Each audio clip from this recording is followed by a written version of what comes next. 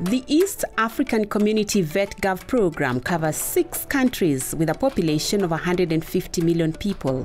Most of the population in East Africa depends on livestock and agriculture for survival. But poverty remains high in rural areas and the sector is seriously constrained by animal disease and inadequate investments in veterinary services.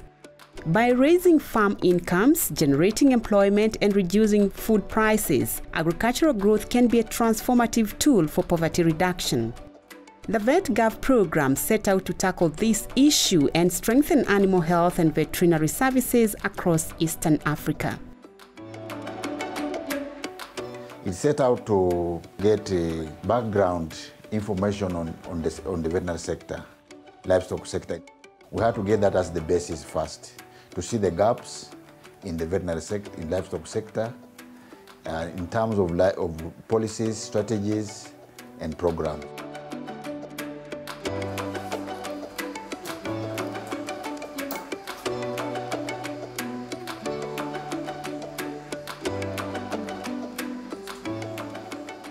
Uganda did not have a livestock policy, so we addressed that.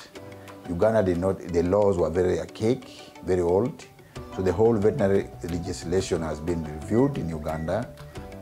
The strategies we have tried to improve this dairy farming, these diseases, we have built up the spray races to control the ticks.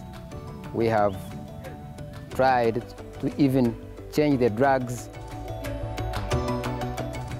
Some of the conditions affecting the animal sector in Uganda are diseases, and there are many of them because of the condition of the climate of Uganda.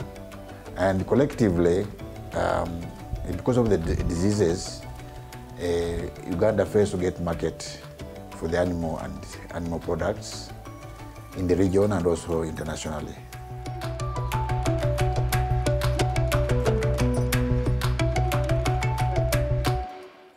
These livestock policy hubs are very useful. They were set up in all the states of East African Community, and they are now the ones who have been using to implement the VET-GOV program.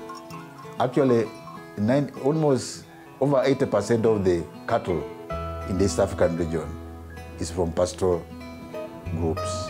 So we chose to work with that group, and what we did was to train them, to train the advocacy groups so that they can influence change in the pastoral systems.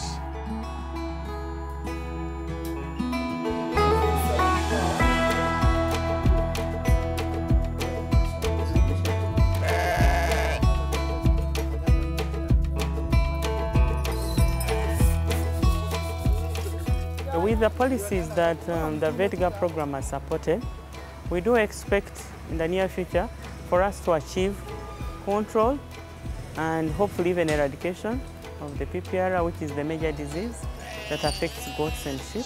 The veterinary services have at least changed.